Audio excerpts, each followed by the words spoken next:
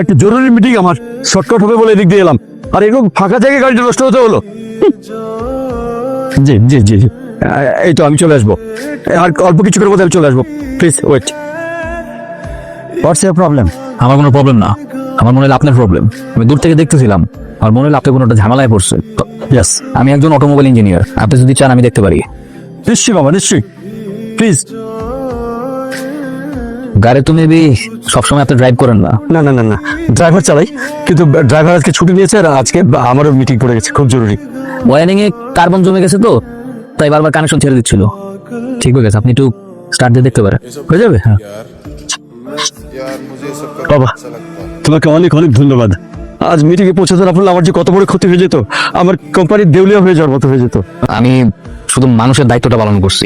মানুষের ধর্ম হলো, কোন মানুষ যদি বিপদে পড়ে আরেকজন মানুষ তার বিপদ আপদে সাহায্য করবে।